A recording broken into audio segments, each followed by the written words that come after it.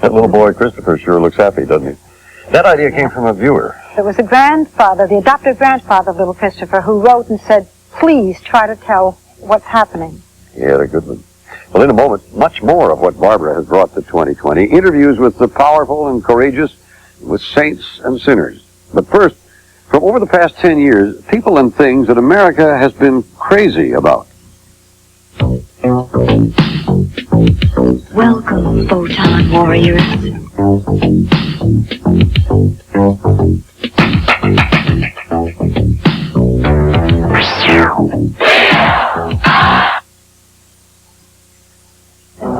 Thrilled to have my job.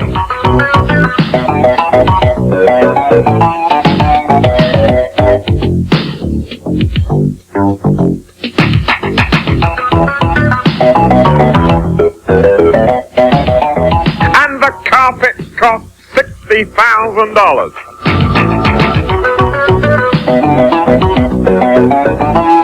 Princess Di this and Princess Di that. If I hear any more about Princess Di, I think I'll go out and die myself.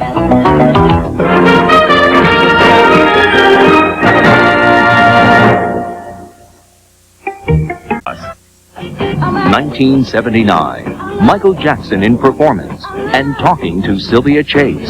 There are some people who believe that having always been on stage, you've never had to deal with the real world.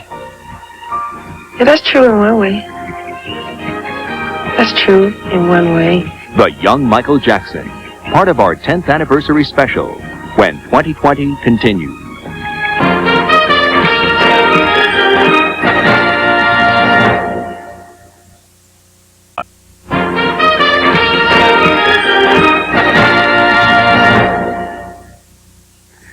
Barbara mentioned earlier that she and I have worked together since the 1960s. What might surprise some of you, though, particularly younger viewers, is that when we met, Barbara was not on camera. She was a writer at NBC News. And I've seen her rise from that to become one of the most respected and recognized journalists in the world. And while I could go on and on about what makes her who she is, how much better it is, I think, to see her at work. Barbara has brought to 2020 many of the most talked about people of the 80s. As often as not, her interviews were exclusives, and just as many made news in their own right. How did she do it? How does she do it? Well, watch. This is Rancho del Cielo, ranch in the sky, home, privacy, peace for Ronald Reagan. It was the first time TV cameras had been allowed inside. And Reagan was out there working away on the ranch, chopping wood. You'd never known he'd been shot just 8 months earlier. You love this ranch. Yes. Any thought of retiring here, perhaps in 3 years? Notice how subtle that was put. Yes, I that. Oh, 3, 4, 5, 8. You're as subtle as I. With Ronald Reagan at his height, we went to visit Jimmy Carter. And I remember then that Jimmy Carter told us something that was news to us and the rest of the country. I made it clear to Khomeini quickly after the hostages were taken, if he damaged or injured or killed any hostages, that we would launch a military attack on Tehran. You would have attacked militarily? You were fully prepared to do that even if it meant war? Absolutely. Yes. A really special 2020 was Barbara's 1-hour live interview with Richard Nixon. Richard Nixon was happiest with the tough questions about foreign policy. When he was the most uncomfortable, when he struck back, when one had the feeling that this was the old Richard Nixon, was when I asked him a few personal questions. You know, Mr. Nixon, again and again, when people have written books about you, people who worked for you, people who were close to you in one way or another, they say that you are cold, remote, and that they were unable to reach you. Why do you think this is? Do you think this is an apt description? Why are you interviewing me then? In those days. Why don't we get serious? Well, because I think people are still, I am serious. People are interested in you. People are still trying to understand you. I'm sorry you find it, that you find these questions unserious. We have a different idea perhaps of what serious is, but let me go on. It was the first time that Richard Nixon had been asked, are you sorry you didn't burn the tapes? The answer is, I probably should have. Barbara's portfolio includes foreign heads of state and enough royalty to fill a palace. She has also brought us outlaws and outcasts, people on the lam or out on a limb, many with their reputations on the line. What everybody wants to know, of course, Donna, is whether it was aboard the yacht, the monkey business, or in Washington. Did you share a room? Did you sleep with Gary Hart? Do you want to answer me? No, I don't want to answer you. The reason is because it's a question of dignity. Whether I did, whether I didn't, with Gary Hart or anybody else, I wouldn't answer it one way or the other. I raised the gun, and he grabbed it. It went all the way through his hand. Jean Harris, convicted and sentenced to prison for murdering the man she loved, Herman Tarnauer, the famed Scarsdale diet doctor. Do you still love him? Yes. Do you think about him? Oh, no. I shan't. It was one of the most painful and moving interviews I've ever done. I think about him constantly. It's one of the reasons I don't care if I get out, actually. I can't imagine what it would be like out there without him. I still feel for Jean Harris and the pain that she went through and I'm sure is still going through. We the jury find the defendant Klaus von Bülow guilty. And there's Klaus von Bülow, convicted of trying to murder his wife. He didn't testify at his own trial, but did agree to speak to Barbara. One final question. Simply this. Mr. von Bülow, did you try to kill your wife? No, I did not. In a second trial, von Bülow was found not guilty. Did you think the whole country blamed you? Did you think they said Bud McFarland is a failure? Well, I felt that they should have. As it has turned out, apparently they didn't. A key player in the Iran arms scandal, former National Security Advisor Robert McFarland, discussed his attempted suicide just 10 days after leaving the hospital. You really did intend to do this. It was not just a cry for help. No, I did. I thought the world would be a better place without me.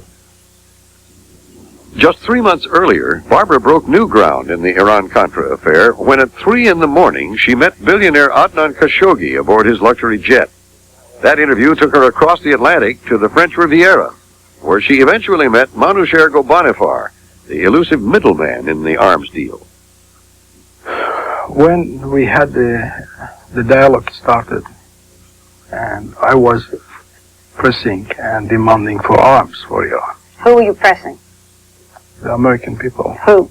Mr. McFarlane and Colonel North, everybody. Here he was, for the first time, this man who many people hadn't even known existed. For the exiled Haitian dictator Baby Doc Duvalier and his wife Michelle, the so-called Dragon Lady, Barbara came well armed. This was their first interview since they were forced to leave Haiti. Madame, who is Monsieur Jean Sambour? Monsieur Jean Sambour, he's the one that decorated our apartment and a good friend of ours. He decorated our little villa that we have in the mountain. And also, he's the one that decorated the airport when the Pope came. And that money also would come out of the National Defense account? It couldn't come out of my pocket because it wasn't for my own purpose. But the National Defense account, one would think, was for defense of the country, not for decorating airports. The Duvaliers were very receptive when we arrived. It was a very different tone, I'm afraid, when we left. And, of course, there are those Barbara interviewed with whom we could all sympathize. Their tribulations have touched every one of us. What's been the hardest part for you? Not being able to hold Patty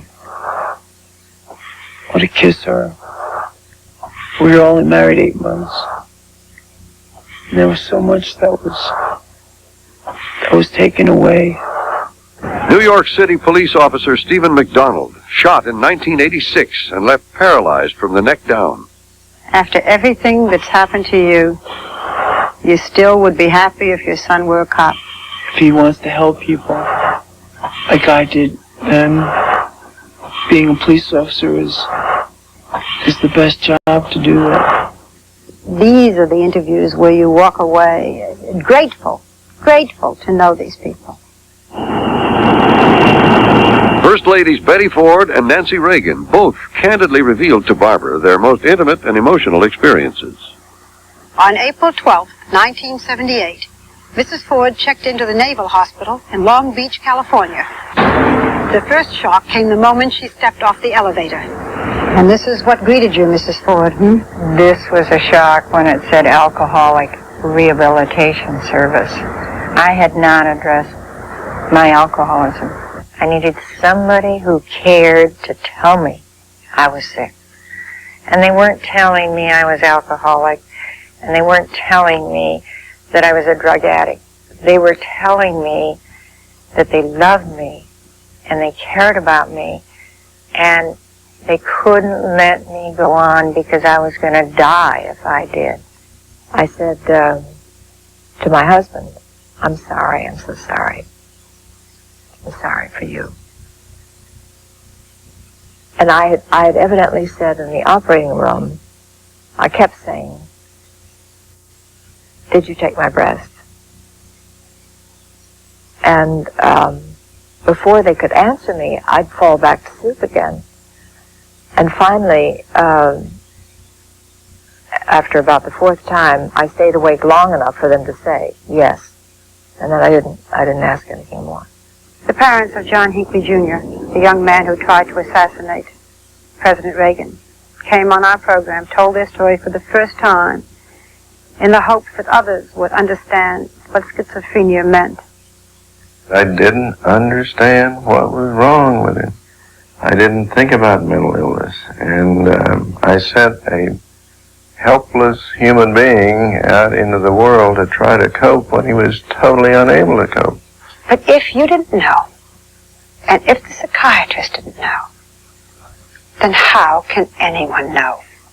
From the parents of the would-be assassin to James Brady, the former Reagan press secretary, whose life was forever changed by Hinckley's bullets. Do you have any feelings about John Hinckley? Just say he was a bad shot. Thank God. He couldn't hit a bear in the butt with a bull fiddle. His sense of humor hasn't changed, nor his intellect or understanding. There are so many people who cared so much about you. Everyone cared so much about you. And people wrote and sent you cards. I can see some of them here. Is there anything you'd like to say to those people? Well, the biggest thank you that I can get out of my body. Thank you, thank you. That was Jim Brady in 1982, and we're happy to say that he has come a long way since then.